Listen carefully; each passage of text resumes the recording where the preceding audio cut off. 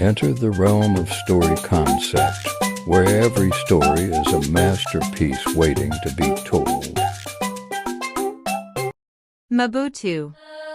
A small village in Africa, where a group of women were tired of the men in their village not fully understanding the pain and struggles of childbirth. They felt that the men took their sacrifices for granted and wanted to find a way to make them truly understand the pain of labor. One night, under the light of the full moon, the women gathered at the village river, began to chant and perform rituals to conjure a powerful magic. A sense of determination and purpose filled the air. They called upon the spirits of their ancestors and asked for their help in making the men feel the pain of childbirth. Malaika, chanting, "Spirits of our ancestors, hear our plea. Grant us the power to make the men feel the pain of childbirth." Nia, pouring a mixture of herbs and oils into the river, "This potion will amplify our magic and make it stronger." Zara, dancing around the bonfire, "We must unite our energies and focus our intentions. Together, we can make this happen." The women continued to chant and perform their rituals, calling upon the spirits of their ancestors to aid them in their quest. Suddenly, a bright light appeared, and a voice spoke to them, granting their wish. "Spirit, your intentions are pure and your hearts are true. I will grant you the power to make the men feel the pain of childbirth." The women felt a surge of energy and power coursing through them as they realized the magnitude of what they had done. They knew that there would be consequences, but they were willing to face them in order to bring about change in the village. "Malaika, we have done it, my sisters.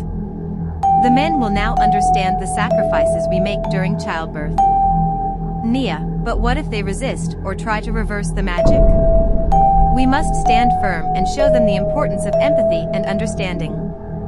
Zara, "We must trust in our magic and have faith that it will bring about the change we seek. The men will learn to appreciate and respect us in a new way."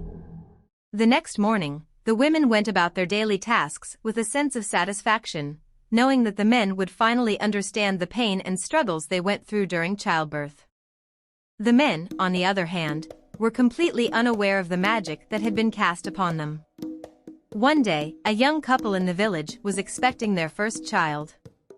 As the wife went into labor, the husband, Kwame, could feel the tension building up inside him. He tried to hide his nervousness from his wife, Nala, but the pain in his abdomen was becoming harder to ignore. Kwame, wincing in pain, "Nala, I think something's wrong. I'm feeling this strange pain in my stomach." Nala, concerned, "Oh my Kwame, maybe we should go see the healer. It could be something serious."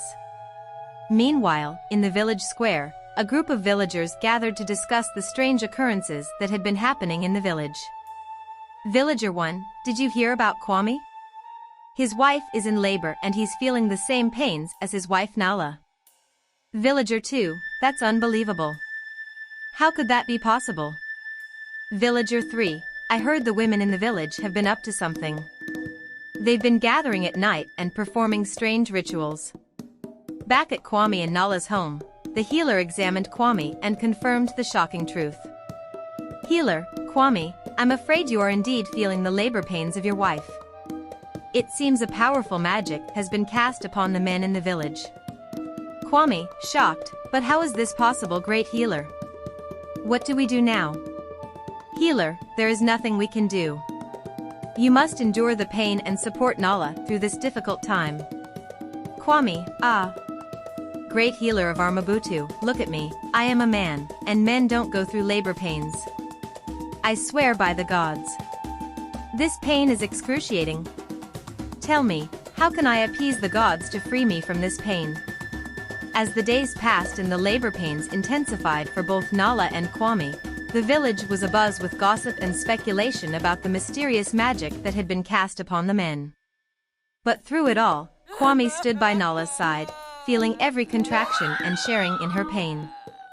And as their child was finally born into the world, a sense of unity and understanding washed over the village, forever changing the dynamic between men and women. The men were shocked and horrified by the intense pain they were experiencing, and some even begged the women to reverse the magic. But the women stood firm, insisting that this was the only way for the men to truly understand and appreciate the sacrifices they made during childbirth. As the months passed, the men began to develop a newfound respect for the women in the village. They helped out more around the house, took on more responsibilities, and showed a greater understanding and empathy towards their wives. And so, the village was forever changed by the powerful magic of the women, who had found a way to make the men feel the pain of childbirth and gain a deeper appreciation for the sacrifices of motherhood. From that day on, the men and women of the village lived in harmony, with a newfound respect and understanding for one another.